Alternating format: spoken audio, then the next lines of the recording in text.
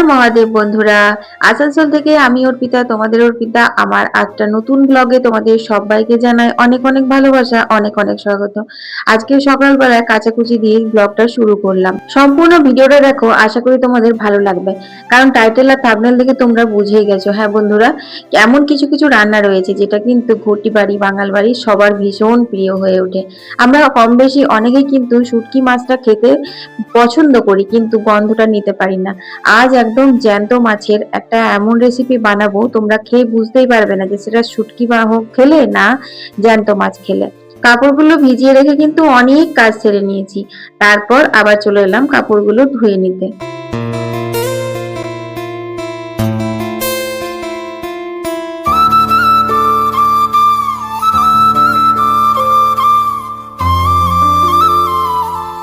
আচ্ছা বন্ধুরা, আমার মতন ঠান্ডা কম তোমাদের কার কার লাগছে বলো তো? আমার কিন্তু বেশ মনে হচ্ছে যেন শীতটা কমে গেছে, আর রোদটাও কিন্তু খুব ভালো দিচ্ছে। তো দেখো, এখন কিন্তু বউ এগুলো কেচে দিয়ে গেছিল, তো আমি আরেকবার ভালো করে ধুয়ে নিচ্ছি। তোমাদের অনেকবারই বলেছি, তবে নতুন ভিউয়ার্সদের জন্য এটা বলছি যে একটু নির্মা টিরমা থাকলে আমাদের সমস্যা হচ্ছে, মানে বিশেষ করে আমার অ্যালার্জির সমস্যা হচ্ছে, সেই কারণের জন্য আমি আরেকবার করে ধুয়ে নিই। তখন সুন্দর করে ধুয়ে নিগড়ে নিচ্ছি। আর সব থেকে বড় কথা কি বলতো, এই জামা কাপড়গুলো তো ডেলি ওয়ারের জন্য নয়, এগুলো রেখে দেবো। তো একটু ভালো করে ধুয়ে টুয়ে ঝরঝরে করে রোদে শুকিয়ে রাখলে কিন্তু জামা কাপড় অনেকদিন ভালোও থাকে। তো সেই দিনকে যে বুবলাকে নিয়ে চন্দ্রচূড় মন্দির গেছিলাম, তো সেই জামা কাপড়গুলো নতুনগুলো আজকে ভিজিয়েছি। সাথে বুবলার বাবারও যে বুবলাকে পরীক্ষা দিতে নিয়ে গেছিল, একটা নতুন জামা কাপড়, ওটা তো রোজ পরে না, তো সেটাই ইয়ে করেছিল, সেই জন্য আর কি হালকা ফুলকা কাঁচা আছে। তো চলো এখন আমি জামা কাপড়গুলো মেলে নিয়ে।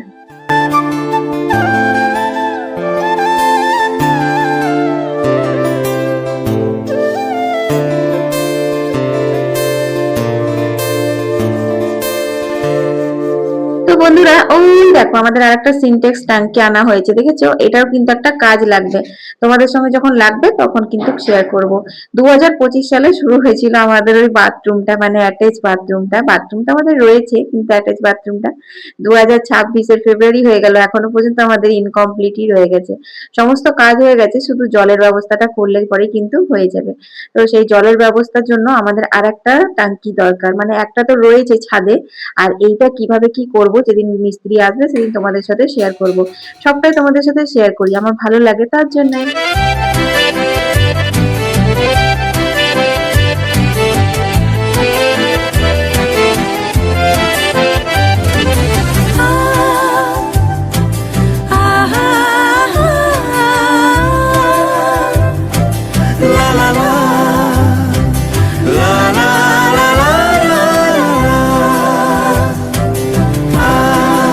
এখন আর পালং শাকের ঘন্ট ফন্ট ভালো লাগে না খেতে, তার জন্য একদম বেগুন বড়ি দিয়ে হিং দিয়ে ভাজা ভাজা করলাম।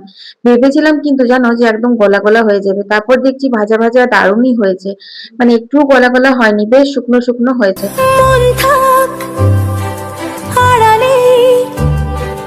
মাঝে মাঝে ছুঁতে আসা,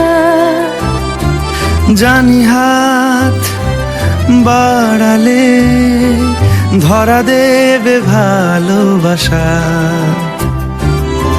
তুমি পথে চেনো, পাশে আছি জেনো, আমাকেও সঙ্গে নিলে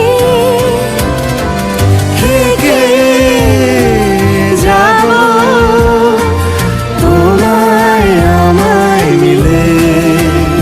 তেল পাঁচফোড়ন বড়ি দিয়ে কিন্তু লাউ পোস্তটা চাপিয়ে দিলাম। লাউটা আর আলুটা আগেই কুকারে আমি নুন দিয়ে সেদ্ধ করে নিয়েছিলাম।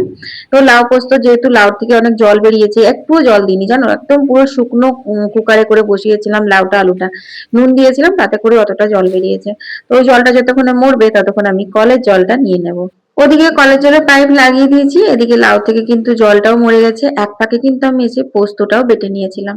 তারপর এখানে পোস্ত দিয়ে শুকনো শুকনো করে একটুখানি কাঁচা সর্ষে তেল ছিটিয়ে নামিয়ে নিলাম। ঝাল ঝাল মিষ্টি মিষ্টি এই বড়ি ফোড়ন দিয়ে লাউয়ের পোস্তটা খেতে ভীষণ ভালো লাগে। লাউ তরকারি তো অনেকেরই ফেভারিট, বিশেষ করে এরকম ভাবে মুগ ডাল দিয়ে করো বা বড়ি ফোড়ন দিয়ে করো বা সর্ষে ফোড়ন দিয়ে, যেটা দিয়েই করবে খেতে কিন্তু খুব ভালো লাগে। এখানে সাটিন বাটা মাছটা ভালো করে ধুয়ে নিয়েছি, আর তারপর একটুখানি নুন হলুদ দিয়ে রেখে দিলাম। তারপর এখানে দেখো মাছের জিনিসের সাথে ধনে জিরে গুলো নিয়ে এসেছে গোটা। আসলে কি বলতো, গোটা মশলা বাটা মশলা রান্নায় যে স্বাদটা দেয়, গুঁড়ো মশলা কিন্তু সেই স্বাদটা সত্যিই দেয় না। তো প্রত্যেক দিন তো আর শিলে জিরে ধনে এগুলো বাটার মতন আমাদের হাতে সময় থাকে না। তাছাড়া আমি বাটতেও পারি না, খুব শক্ত হলে আমার ভালো লাগে না বাটতে। তো সেই জন্য বুগলা বাবা ঠিক করেছে এরকম গোটা গোটা নিয়ে এসে আর মিক্সিতে গুঁড়ো করে নেবো। ওতেও কিন্তু একদম পুরো বাটা মশলার মতোই তরকারিতে স্বাদ হচ্ছে। তো দেখো এখন আমি ওইটা রোদে দিয়ে দিলাম, এটা ঝনঝনে করে শুকিয়ে পরে তারপর এক ফাঁকে গুঁড়ো করে নেব। এই যে মেলেছি এই পাখনা, প্রেশারের ঢাকনা থাকনা, বাজুক না বেল শুরু হয়ে যাক, খেল জীবনটা পাল্টে যাক না। রোজকের গিন্নি, রোজকের গিন্নি, তেল নুন কড়াই প্রতিদিন লড়াই, আজ ঘুচে যাক না। ডাস্টিং ইস্ত্রি গ্যাস ধোপা মিস্ত্রি, মনে ভুলে থাকে না। তো মাছের ভর্তাটা করলে পরেই হয়ে যাবে। আর জল নিচ্ছিলাম জানো, এত বেশি ফোনে ভিডিও হয়ে গেছে, ফটো হয়ে গেছে। আসলে আমার শুধু রেকর্ডিং না, বুবলার স্কুল থেকেও তো অনেক রকমের ফটো ভিডিও পাঠানো হয় পড়ার জন্য, অনলাইন ক্লাসের জন্য, সেগুলোও রয়েছে। তো যতক্ষণ না ফাইনাল পরীক্ষা হচ্ছে সেগুলো আমি বেছে কুচে ওরকম ডিলিট করতে পারছি না। ফাইনাল পরীক্ষা হওয়ার পর অল ক্লিয়ার করব। স্কুলের টিউশনের সব কিছুর একটা করে গ্রুপ হয়ে গেছে না, ওটার জন্য নিয়ে ক্যামেরা অন করে জল নিচ্ছি, এসে দেখছি তোমার ক্যামেরা অফ হয়ে গেছে নিজেই, স্টোরেজ ফুল বলছে। আবার রিসেন্টলি কিছু কিছু ডিলিট করলাম, তারপর তোমাদের সাথে একটু কথা হচ্ছে। তো চলো, জল তো নেওয়া হয়ে গেল, আর আজকে ওই মাছের ভর্তাটা করে দেবো। ওইটা খেতে খুব সুন্দর লাগে। লালিকালি ওই পাঁচিরে ঘুমোচ্ছে, এমনভাবে ঘুমোচ্ছে আমি ভয় পেয়ে গেলাম, ওখানে কী সাপটা বটে নাকি। তারপর দেখছি না, দুজন মিলে শুয়ে আছে। বেড়াল বাচ্চাগুলো ওই বাগানটাতেই ছোটোর থেকে বড় হলো, তারপর এখন বাইরে যে একটু শিকার টিকার ধরবে, এটা ওটা খাবে সেটাও না, শুধু ঘরের খাওয়ার ভরসা। আর ওরা তো জানোই, একটু মাছ ফাছ না দিলে পরে কিছু সেরকম বিশেষ খেতেও পারে না।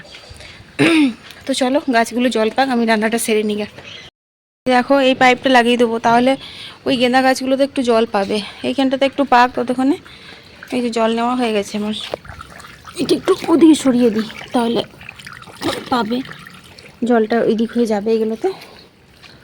এবার গাছগুলো মরে যাবে, থাকবে না।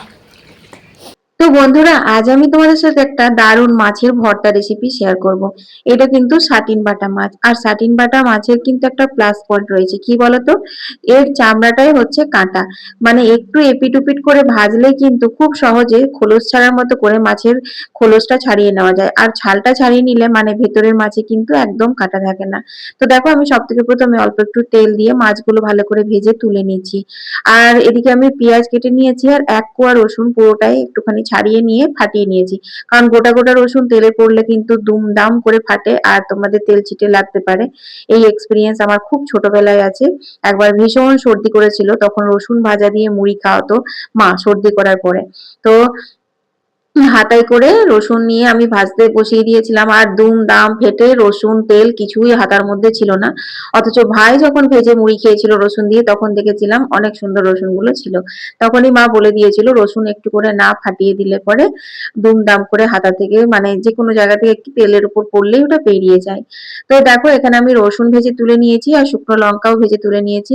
আসলে একবার মাছটা ভাজার পর 3 পিস মাছ আরো রয়ে গেছে, সেটা আমি দেখিনি, বুঝলে। শুকনো লঙ্কাটা ভেজেছিলাম, তারপর কিন্তু আমি ওই মাছগুলো ভেজে নিয়েছিলাম, তারপর রসুনটা আর পেঁয়াজটা ভেজেছিলাম। এখন দেখো কত সহজে মাছের কাঁটা ছাড়িয়ে নিচ্ছি, মানে ছালটা, উপরের ছালটা ছাড়িয়ে নেওয়া মানে ভেতরের মাছে কিন্তু একটুও কাঁটা থাকে না। হ্যাঁ, ওই মাছের সিদ্দারাটা থাকে, সেটা খুব সহজে ছাড়িয়ে ফেলে দেওয়া যায়। এই মাছটার টেস্টটা অনেকটা ইলিশ মাছের মতন। ইলিশ মাছটা একদম নরম সফট হয়, আর এটা একটু শক্ত হয়, কিন্তু এর স্বাদটা বা গন্ধটা অনেকটা, মানে ওই 50% ইলিশ মাছের মতোই বলতে পারো।